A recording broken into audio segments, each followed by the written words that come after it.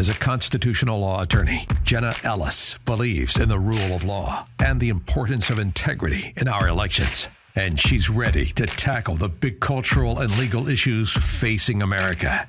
This is the Jenna Ellis Show. Here is your host, Jenna Ellis. Hello, friends, and welcome to another episode of the Jenna Ellis Show. I'm Jenna Ellis, and can you believe that Robert Kennedy Jr. is polling at 22% across America for registered voters? So this is way more than Ross Perot in 1992, the last independent to successfully kind of thwart the two-party system in Washington in the 1992 campaign. He only got up to about 20% of registered voters across the country during that presidential cycle and about a year out. So we definitely need to discuss the Robert Kennedy Jr. factor, and will he actually run independent, or will he want ballot access from the Libertarian Party?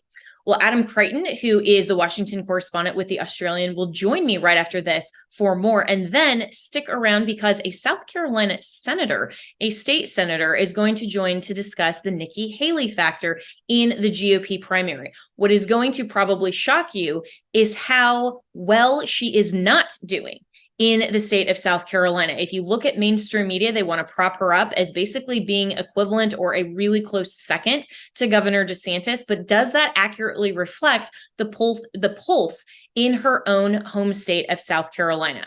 Well, the state senator will join me to answer that question and more right after this.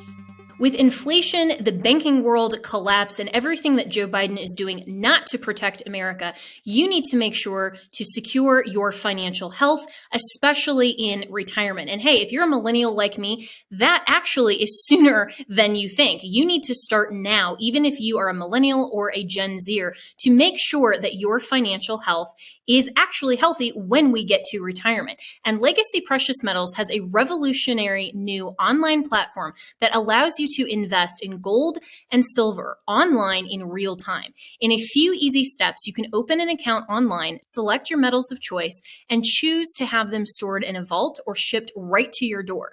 You'll have access to a dashboard where you can track your portfolio growth in real time anytime.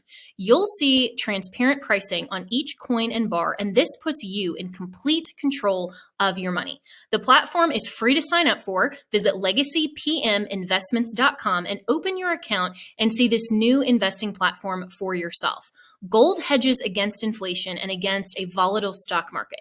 A truly diversified portfolio isn't just more stocks and bonds, but different asset classes. This brand new platform allows you to make investments in gold and silver, no matter how small or large, with just a few clicks. Visit legacypm.com to get started. You can download the free investor's guide, and you can also call Legacy PM Investments to talk to a portfolio expert to get expert answers to to customize your personal portfolio. So visit legacypminvestments.com to get started. Tell them that Jenna sent you.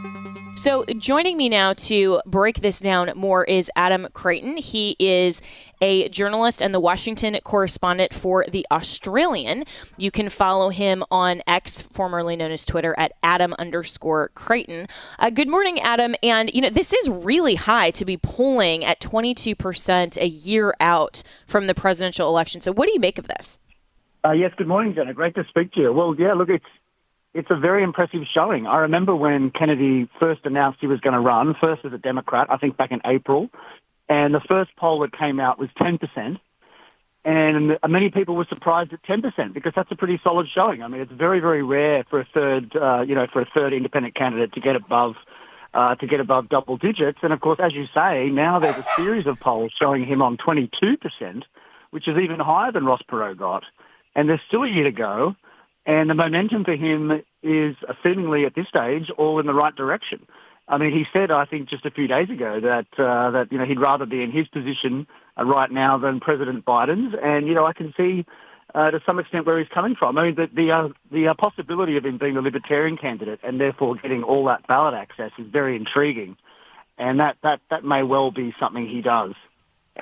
Yeah, I could see that, not just from the standpoint of ballot access, which I think would probably be the primary consideration, but then a lot of the libertarians, with capital L, are pretty disaffected by both parties. And I think that with Kennedy's platform being very anti-vaccine, very medical freedom, having a really solid stance on immigration, being, an attorney himself, and all of the things that he stands for in terms of genuinely conservative policy. I mean, obviously, some of the more kind of 1960s, like kind of his parents and his family's era of Democrat politics are more liberal, but they're not as extreme at all as Biden and the Democrats now. And so I could see that base gravitating towards him. And so he would have kind of this swell of support within not only the Libertarian Party, the independents, but also the moderates. And so the real question then is, regardless of whether he decides to go Libertarian or just straight up independent, where does he pull the most votes from? Is he more of a threat to the Republicans or to the Democrats, or does it really depend on who the nominee is from both parties? Yeah. No, look, it's very amusing watching on Twitter, the debates between Republicans and Democrats about who he takes more votes from. And, I mean, I think the truth is no one really quite knows. Polls show different things. I mean, my sense is because of the Kennedy name, he will pull more votes from the Democrats, ultimately. I mean, sure, there's the vaccine stuff, there's the free speech stuff that you just mentioned. He's very strong on those things. And for those two policy reasons, he's often cast as a conservative.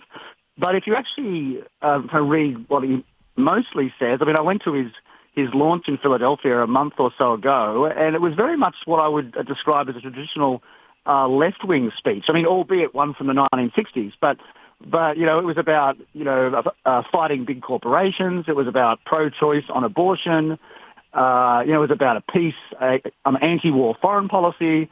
So it was quite a left-wing speech, I thought, and most of the people in the audience who I spoke to were former Democrats. Not that necessarily says much, but I think at this stage he pulls more from the Dems. But I think if he goes on a libertarian ticket, then he's going to have that word libertarian, kind of near his name on the posters, I imagine, and I think that will reduce the Democrat support and probably increase Republican support.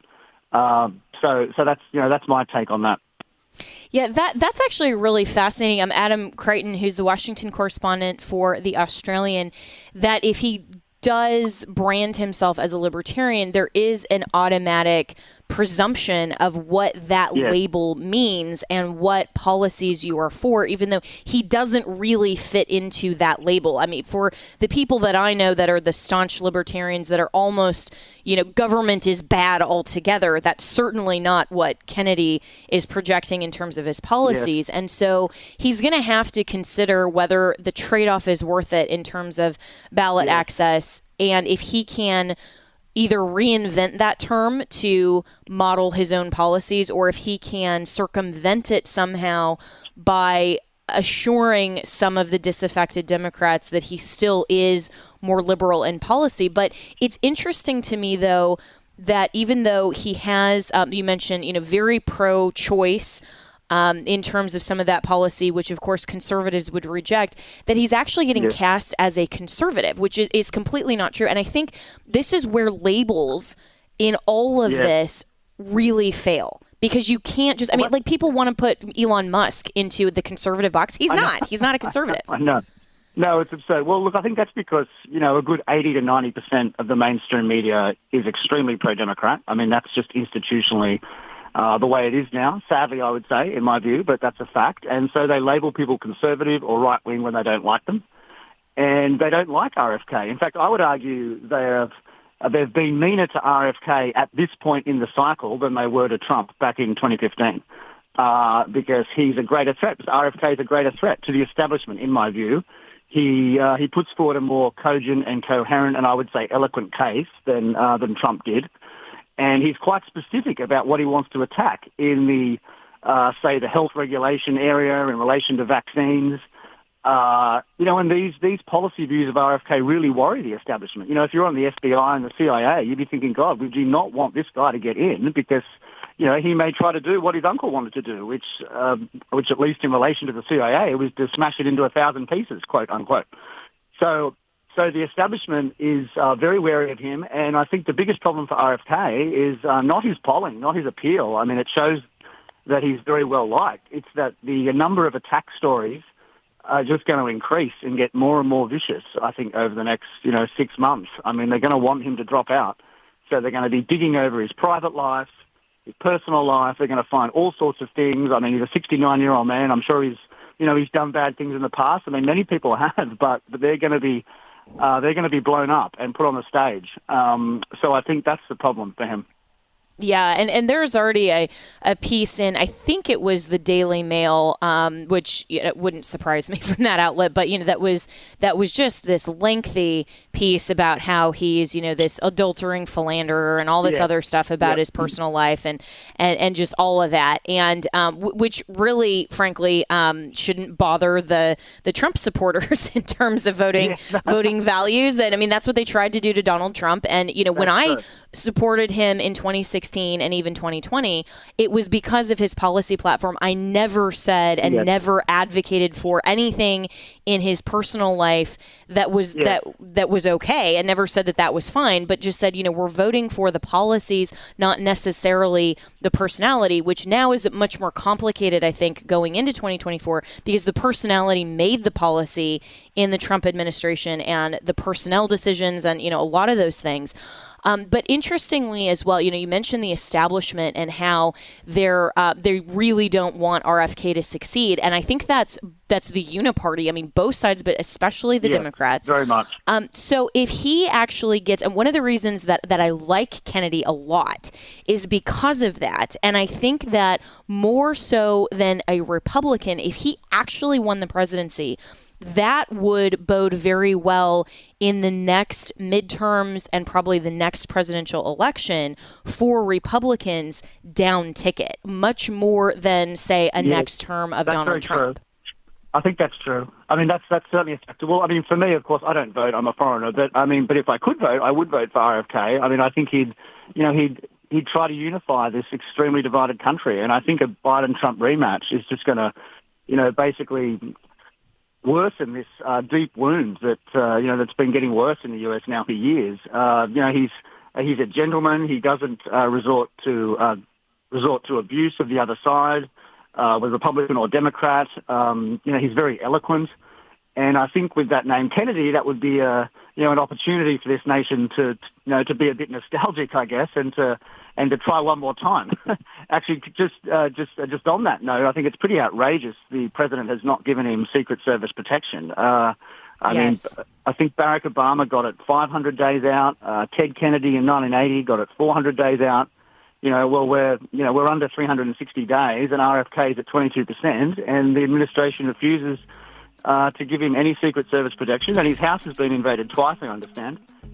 Which just shows that the Biden administration and the Democrats want to basically ignore him, and they don't want to essentially verify his candidacy as being that significant by giving him Secret Service protection, which is just a basic respect factor for the protection of the candidate and their family. So I agree that that's outrageous, but we'll continue to talk about this more. And I think that we can't just dismiss the RFK factor in talking about just the Democrat and the Republican primary and those nominations in terms of the debates and all of that, because RFK is going to be a big presence in this election, whether we like it or not. I personally like it. So we'll be right back. With inflation, the banking world collapse, and everything that Joe Biden is doing not to protect America, you need to make sure to secure your financial health, especially in retirement. And hey, if you're a millennial like me, that actually is sooner than you think. You need to start now, even if you are a millennial or a Gen Zer, to make sure that your financial health is actually healthy when we get to retirement. And Legacy Precious Metals has a revolutionary new online platform that allows you to invest in gold and silver online in real time. In a few easy steps, you can open an account online, select your metals of choice, and choose to have them stored in a vault or shipped right to your door. You'll have access to a dashboard where you can track your portfolio growth in real time anytime. You'll see transparent pricing on each coin and bar, and this puts you in complete control of your money. The platform is free to sign up for. Visit legacypminvestments.com and open your account and see this new investing platform for yourself. Gold hedges against inflation and against a volatile stock market. A truly diversified portfolio isn't just more stocks and bonds, but different asset classes. This brand new platform allows you to make investments in gold and silver, no matter how small or large, with just a few clicks. Visit legacypm.com to get started. You can download the free investor's guide, and you can also call Legacy PM Investments to talk to a portfolio expert to get expert answers to to customize your personal portfolio. So visit legacypminvestments.com to get started. Tell them that Jenna sent you. Welcome back, and we are under 365 days until the 2024 presidential election. And, it seems like it should be closer than that because we've been talking about the presidential election basically since the last presidential election, and we're still continuing to talk about all of that. And it seems like we can never, as a country, just move out of an election cycle. But it is important to talk about all of the elections, including midterms, including off years like the one that we just had last week, and some of those really difficult losses in Ohio and Kentucky in particular for conservatives. So looking ahead at the conservative nomination, which generally speaking is the Republican Party, that the field is narrowing. And so we have Senator Tim Scott from South Carolina, who is the most recent candidate to drop out and tighten that field. What does that portend in terms of his support? And he wasn't polling, really high. I like Senator Scott. I think he's a very solid, sincere Christian. I think he's great. I didn't think he ever had a real, genuine shot at the nomination. But he chose to run, and this is, a free and fair election, and in terms of the primary and in terms of who can run. And so it's open, and he chose to run. But he got out, to me, a little bit sooner than I anticipated, just because I expected him and Nikki Haley to kind of make a run at their home state of South Carolina. So does his base go to Nikki Haley? Does it go more to Ron DeSantis or to at least the polling frontrunner of Donald Trump? Joining me now to talk more about that and local politics in South Carolina is South Carolina State Senator Josh Krimbrell. And Josh, good morning. So what do you make of Senator Scott dropping out of the race and where his support now, particularly in South Carolina, but also nationally, is going to go? Well, good morning, Jenna. Good to be with you. Look, I agree with you. I thought he dropped out faster than I expected, earlier than I expected. But I will say that I think that most of the people who supported Senator Scott, because I've talked to a lot of his supporters, and I love the guy personally. Senator Scott and I know each other, and I consider him a friend. But I early endorsed Governor Ron DeSantis. I was the first guy in this state to endorse Governor of Florida because I feel like he's the strongest conservative alternative to Donald Trump, and I think it's either a Trump or DeSantis nomination at this point. I think it was true before. It's more so now. And most of the people, whether they're elected officials or just primary voters in the state who supported Senator Scott, are far more likely to gravitate now toward Governor DeSantis than former Governor Haley.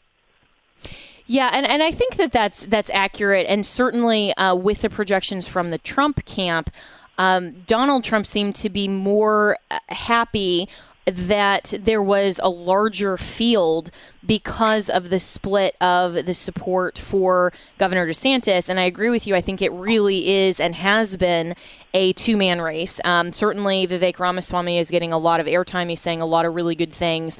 I don't think that he will end up with a serious shot at the nomination.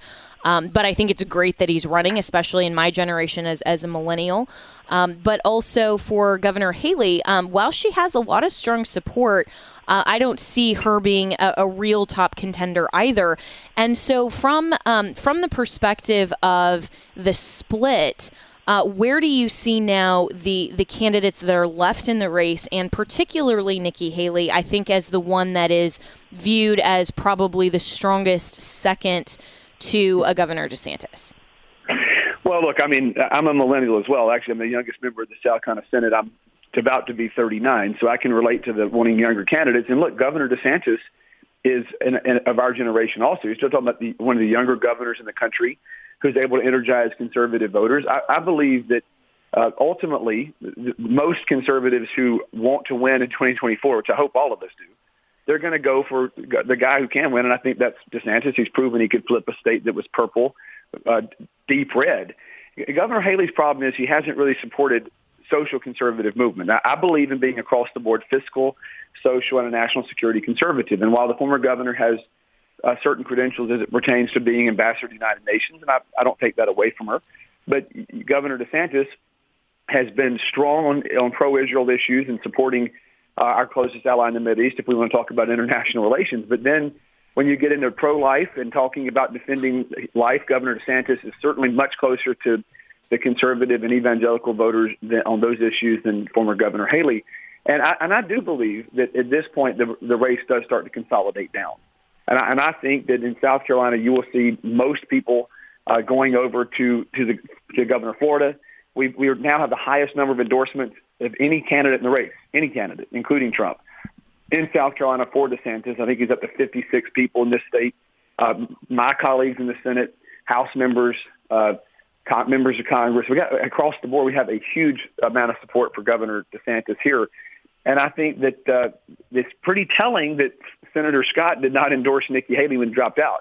I think a lot of people thought he might. There's a complicated history there with those two. And the former governor has been pretty critical of Senator Scott running, as if somehow she put him where he was, and she tried to make it look like, you're here because of me, Senator. And he obviously respectfully disagreed, and I think he has every right to respectfully disagree. He's been elected multiple times since he was appointed to the seat. And I think that his not endorsing her speaks volumes, actually. And I think that in Iowa, you see the race narrowing down. I really believe Governor DeSantis will win in Iowa. And I think here now that Senator Scott's out, you may see a consolidation here that bumps DeSantis firmly back into a second place. And I think if he wins Iowa, which I expect that he will, I think that reshuffles the entire dynamic of the race, where by the time you get to the South Carolina primary several weeks after that, he could very well win here. Yeah, and that's a really fascinating on-the-ground perspective, because we've heard so much about Governor DeSantis' ground game in Iowa and how he is positioned likely to win Iowa. And then you look at the 2016, the last open Republican primary, and how Donald Trump didn't win Iowa. Senator Ted Cruz did, and how ultimately that didn't matter for the nomination. So a lot of the Trump supporters are saying, well, he can give up Iowa and it doesn't necessarily matter. But in terms of the momentum and the endorsements in other states, and especially very important in early states like South Carolina, that is really fascinating. And so how much then, in terms of the Nikki Haley factor, do you think will perhaps upset the sort of two-man race, if we get it down to Trump and DeSantis, outside of South Carolina? Well, look, I believe that the only state in the early primary states that Governor Haley could potentially win would be New Hampshire, if she's going to win any of them. But I believe that's because it's more moderate. But look, you've also seen Governor Sununu be pretty flirtatious with seemingly getting ready to maybe endorse the Governor DeSantis. I think that's possible, and Sununu is very popular in New Hampshire, so that could happen. Nikki Haley will not win here. She's not going to win in South Carolina. So, and I think people outside the state have a hard time understanding that. But she really abandoned South Carolina after she left the governor's office. She wasn't really in touch with anybody here. You've seen most legislators, maybe two legislators have endorsed her candidacy, two, and she was the governor. So that's pretty interesting. I think people who view that South Carolina is going to go to Haley, that's just not going to happen. DeSantis is, in my view, more popular here. there's one CNN outlier poll that tries to make it look like Nikki Haley's a big contender in South Carolina and other states, and that she might be in second place here. I don't believe that poll because, for starters, it was conducted by CNN. And when you look at the metrics, the cross-sections of the poll, 37% of the respondents, and what was supposedly a Republican primary voter poll, 37% said they approved of Joe Biden. Well, I can promise you this, there's not 37% of Republicans in South Carolina who approve of Joe Biden. There's not 37% of the people in the state generally, whether they're a Republican primary voter or not, who approve of Joe Biden. So you have to throw that poll out. That poll is irrelevant. I mean, if they're going to say Nikki Haley's in second place, but, oh, by the way, Joe Biden's sitting at 37% with Republican primary voters, and that poll is worth the paper it's printed on. So I believe you're going to see, the Trump campaign is going to say that about Iowa. Oh, we can write it off. It doesn't matter. It didn't necessarily matter in 2016, obviously, because you had a huge field of candidates, and it was an open field. But he's the former president of the United States, and in fact, the highest name ID politician in the country, who gets more news time than anybody, who is the most recent nominee of the party, is only at like 40 some odd percent. Is pretty stunning. I mean, think about if Reagan ran, because that's my favorite president still. So if Reagan were running, if he could have run for a third term, he would have been at 80, 90% in any Republican presidential primary poll, not 40. So people who act like that Trump's inevitable, for starters, you're not inevitable in the 40s. Secondly, if he loses Iowa when he's supposedly the heir apparent again, or he's already been coronated, then that's going to have seismic effect, much more than it would in 2016. That's a really good point, and I think the whole inevitability is not accurate for all of the reasons that you just articulated. South Carolina State Senator Josh Krimbrell from, of course, South Carolina, and also this is why the landscape of state-level politics, I think, is so much more important than looking at kind of the national conversation, because you're right, most of the national mainstream media think that it's just a given that South Carolina is going to go to Nikki Haley because she's from there and that's her home state. Meanwhile, they're suggesting that Governor DeSantis won't win his home state of Florida, which I think is hilarious, because I live in Florida and the absolute love of Governor DeSantis here is very apparent, and you have so many people that moved here just because of what he's done in this state. And so the national level media not only has a bias, they have a narrative that they want to project. And I think that certainly the leftist media, in my opinion, are trying to prop up the 40% of Donald Trump as inevitable because they do want that rematch of Trump versus Biden, because they think that Trump won't win the general election. And so they're not actually getting down to the state level discussion and what is actually going on in the states. And it actually surprises me from a more of a national perspective that Nikki Haley wouldn't really be a player, because I don't know that in terms of the local level as you're describing it. And this is why it matters to have people who are on the ground who can talk about what's going on in the states, and why, we've had people on the show from Iowa, from, a few of the other opening states that are in play. And so do you expect then, if Nikki Haley's campaign is looking at the same landscape in South Carolina that you are, that she would stay in the race and actually lose her home state? Or would she drop out before that if she really believes that she won't win it? Because I've also heard speculation that she got into this race so that she could end up running for governor again. Whether or not that's accurate, that's certainly a narrative out in Washington. Well, okay, let's take that last one first. I mean, she wouldn't get elected governor again. And so not at this point. I mean, and she's already served, she's been elected twice, and we do have a 2-term limit, though she didn't complete her second term. I don't think she would win the Republican nomination for governor here right now, so I don't think that's accurate. There's a lot of South Carolina's a complex state politically. I mean, we're what I'd call the 3-legged stool: conservatism, fiscal, social, national security. We're all three. Governor Haley's more in the lane of she was when she ran for governor. It was during the Tea Party movement, and she was able to capitalize very much on the whole spending issues and the Obamacare and all of that. And she was able to successfully. She's a very gifted speaker. I mean, everybody can see that watching her on the debate stage. She's very gifted in that regard. But she has a consistency problem. I mean, she ran, like, for example, in 2010, said, I'm for school choice, but she never did anything on school choice. She ran, saying when she was governor, she was very strongly pro-life, but now she's basically saying, well, gosh, that's a divisive issue. We kind of need to walk it back. There's a lot of areas where she's kind of flip-flopped quite a bit, and now she's out there being this China hawk, while when she was governor here, she was recruiting Chinese businesses, including one of them that's parked right outside the gates to Fort Jackson. And so you can't have it both ways. You can't have your cake and eat it too. And that's why I think people overestimate her support here. I believe that DeSantis is much more consistent on issues, and I think that's why he will do better here. And ultimately, to your other point about her dropping out before the South Carolina primary, I think she's very smart. There's no question she's a smart person and very calculated when it comes to political decisions. If she thinks she's not going to win here, she very well may drop out. And that we're only a few months away from that. I mean, you're talking it's mid-November, so we got the holidays, and then we're into the primary season. I think she stays in Iowa and New Hampshire, and then I believe if the polls don't dramatically shift in her favor here, which I don't expect they are going to, I would be surprised if she stayed in the race at that point. I mean, I think she would likely back out at that point and look for what the next play would be. And she'd be a very attractive cabinet pick for somebody, probably maybe Governor DeSantis when he's president and the elect can pick her for something. And so just in the last 2 minutes or so I have with you, State Senator Josh Krimbrell.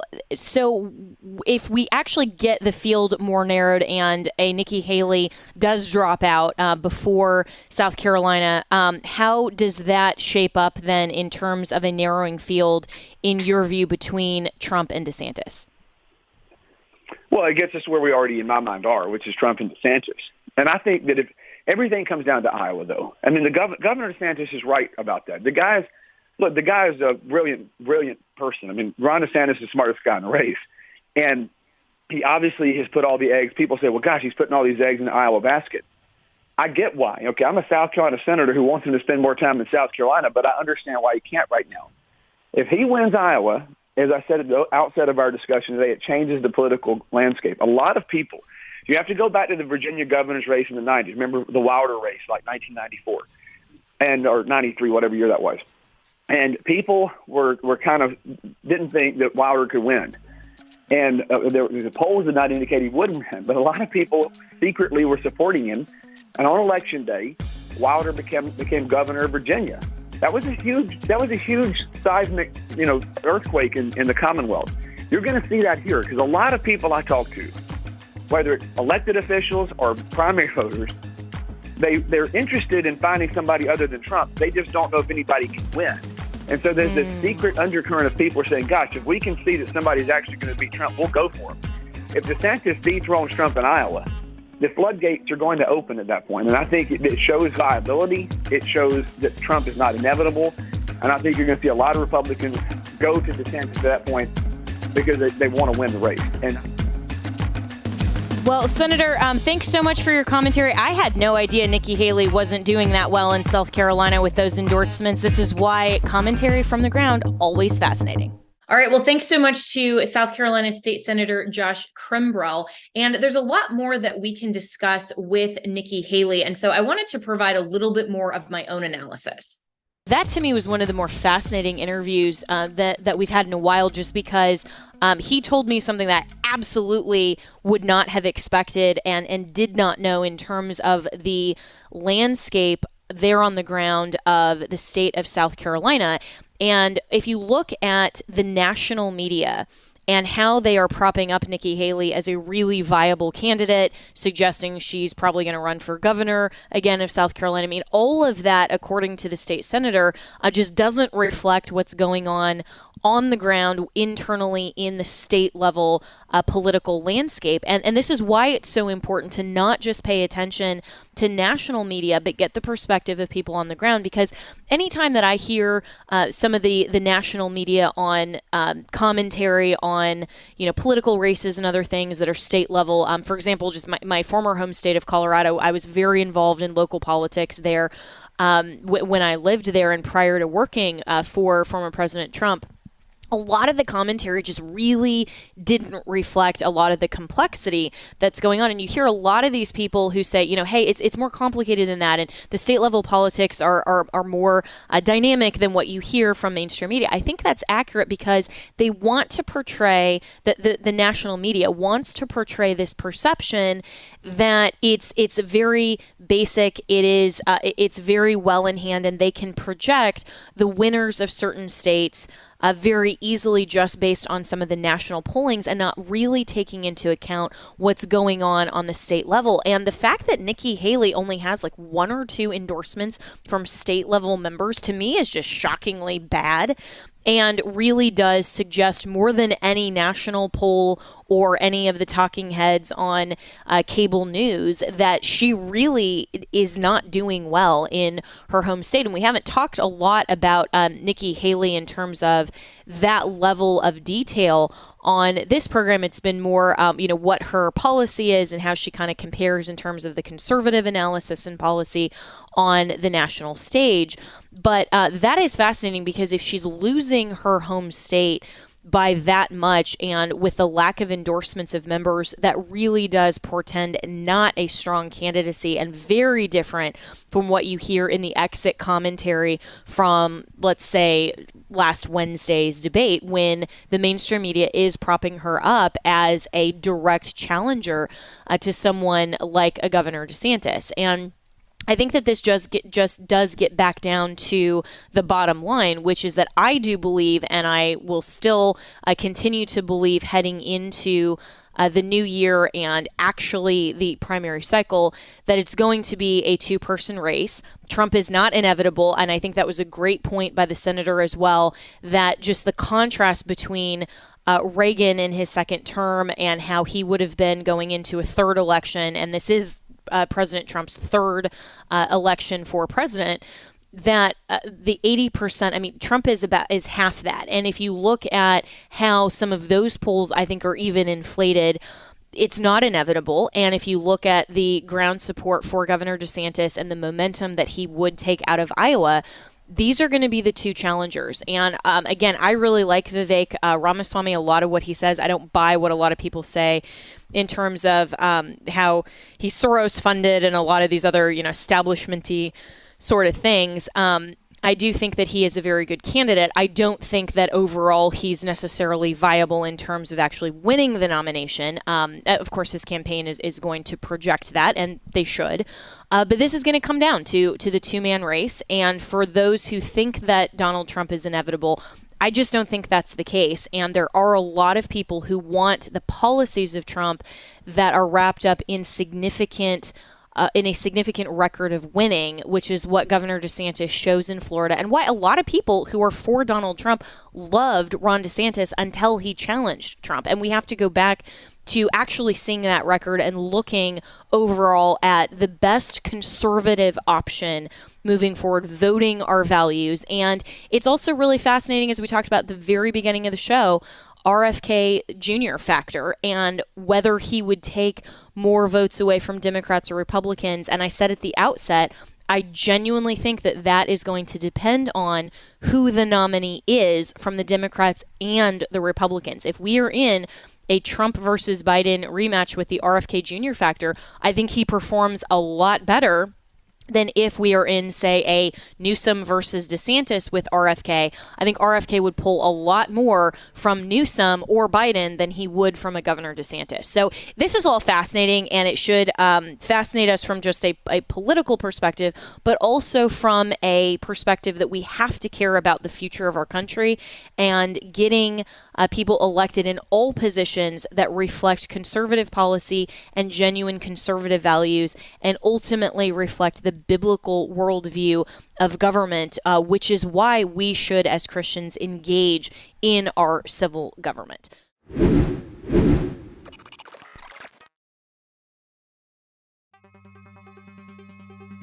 My friend Mike Lindell has a passion to help you get the best night's sleep of your life. He didn't stop at the pillow. Mike also created the Giza Dream bed sheets. I have them. I love them.